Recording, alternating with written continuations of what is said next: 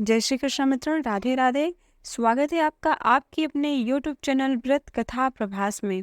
कार्तिक मास की कृष्ण पक्ष की एकादशी को रंभा एकादशी या रमा एकादशी के नाम से जाना जाता है। इस बार इस एकादशी को लेकर बहुत ही कंफ्यूजन है कि आप व्रत 27 अक्टूबर को करें या फिर 28 अक्टूबर को करें। मित्रों, मुझे पूरा विश्वास है कि ये वीडियो देखने के बाद आपका सारा कंफ्यूजन दूर हो जाएगा कि रमा एकादशी का व्रत कब करें, साथ ही रमा एकादशी का महात्म्य क्या है, पूजन का शुभ मुहूर्त क्या है तथा पूजन विधि और पारण का सही समय। इस वीडियो में आपको संपूर्ण जानकारी मिलेगी, तो वीडियो के अंत तक हमारे साथ बने रहें। वीडियो अच्छी लगे तो लाइक शेयर करें और अब चैनल पर नए हैं तो चैनल को सब्सक्राइब कर बेल आइकन प्रेस करना ना भूलें। मित्रों, इस बार एकादशी तिथि की जो शुरुआत है वह 27 अक्टूबर को प्रातःकाल 5:23 पर होगी और इसका जो समापन है वह अगले दिन 28 अक्टूबर को प्रातःकाल 7:50 पर होगा। तो ऐसे में इस बार एकादशी का व्रत कब करना है, आइए जानते हैं। मित्रों, इस बार एकादशी का व्रत 28 अक्टूबर दिन सोमवार को ही सबको करना चाहिए, क्योंकि यह एकादशी पूर्ण रूप से शुद्धा है और शुद्धा एकादशी का व्रत ही करना चाहिए। यदि कोई मनुष्य दशमी युक्त एकादशी का व्रत करता है तो उसको बहुत बड़ा दोष लगता है। दशमी एकादशी का व्रत करने के लिए हमारे शास्त्रों ने विशेष रूप से मना किया है।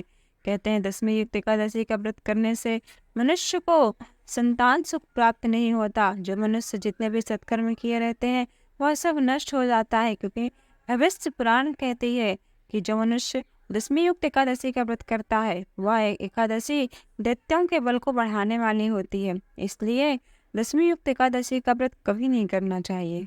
तो अभी आप लोगों ने मुझसे बहुत प्रश्न पूछा है कि आप दशमी युक्त एकादशी कौन सी है या हम कैसे जानें।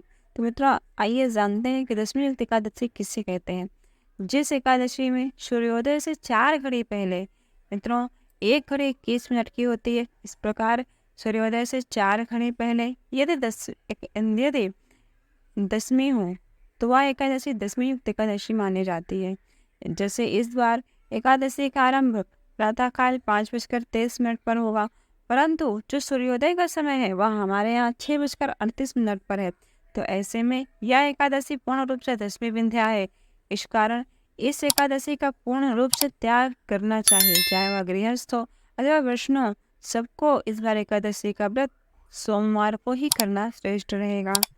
अब आइए जानते हैं। यदि आपको इसके विषय में ज़्यादा विस्तार पूर्वक जाना है तो मैंने एक वीडियो और बनाया है, उसका लिंक डिस्क्रिप्शन बॉक्स पर दिया गया है।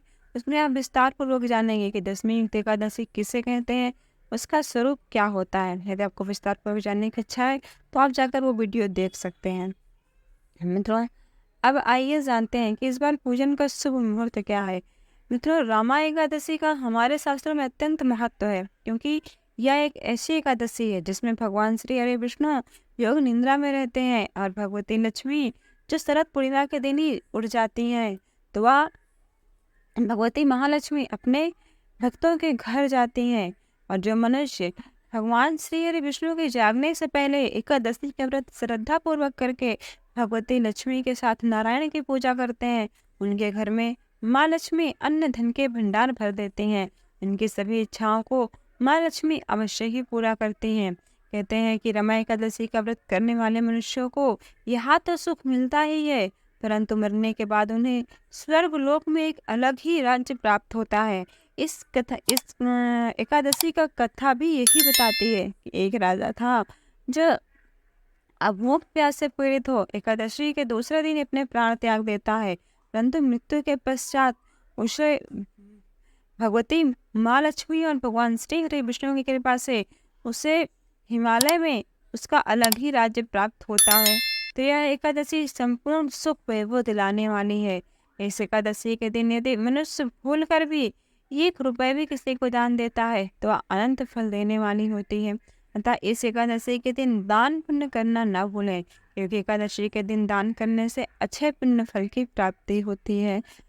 अब आइए जानते हैं कि इस बार एकादशी का पूजन का सबसे शुभ मुहूर्त क्या है। मित्रों, इस बार एकादशी का जो पूजन का सबसे शुभ मुहूर्त है वह प्रातःकाल पहले ब्रह्म मुहूर्त में 4:36 से 6:57 तक है। यह एकादशी का शुरुआत स्थित योग का सबसे सुंदर मुहूर्त है। इस मुहूर्त में की गई पूजा भगवान श्री हरि विष्णु को अतिशय सुख देने वाली होती है। वैसे तो आप कार्तिक मास में कभी भी भगवान श्री हरि विष्णु का नाम लेंगे तो वह फलदायी है, या आप कभी भी नहीं, परंतु इस समय जो आप पूजा करते हैं उसका विशेष फल मिलता है।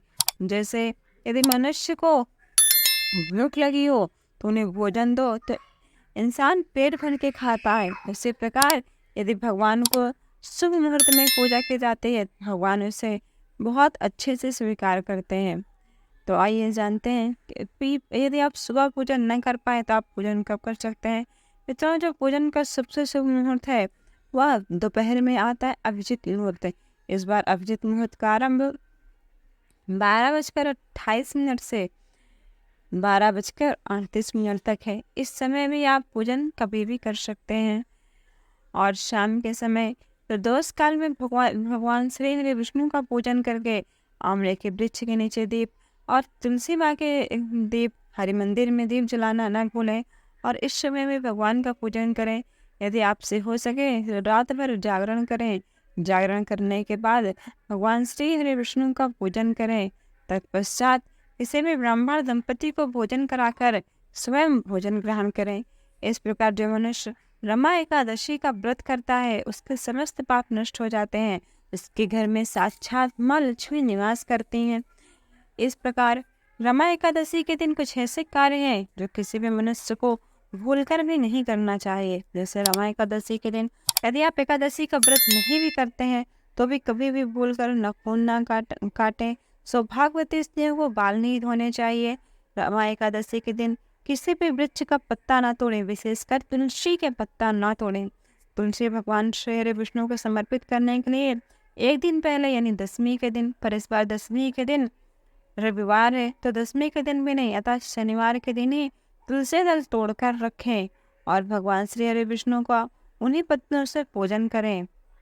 द्वादशी के दिन भगवान श्री हरि विष्णु को भोग लगाकर और जो तुलसी दल आपने पहले चढ़ाया था वही तुलसी दल खाकर पारण करें।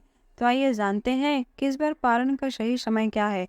मित्रों, पारण का इस बार सही समय जो है वह मंगलवार को 29 अक्टूबर दिन मंगलवार को प्रातःकाल 6:38 से आप 8:58 के बीच में कभी भी कर सकते हैं। इसी समय पालन करिए और ब्राह्मण को भोजन कराइए। आपसे जितना हो सके उतना दान पुण्य करिए, क्योंकि कार्तिक मास में किया गया दान पुण्य धर्म कर्म हजारों गुना फल देने वाला होता है। इस प्रकार यदि आप एकादशी का व्रत करेंगे भगवान श्री हरि विष्णु की कृपा से आपकी सभी इच्छाएं अवश्य ही पूरा होगी। तो एक बार प्रेम से बोलिए भगवान श्री हरि विष्णु की जय। मित्रों, यदि ये वीडियो आपके लिए थोड़ा सा भी उपयोगी रही हो तो एक लाइक अवश्य करें और ऐसी जानकारियों के लिए हमारे चैनल को सब्सक्राइब कर बेल आइकॉन प्रेस करना ना भूलें। मिलते हैं अगले वीडियो में, तब तक के लिए जय श्री कृष्ण।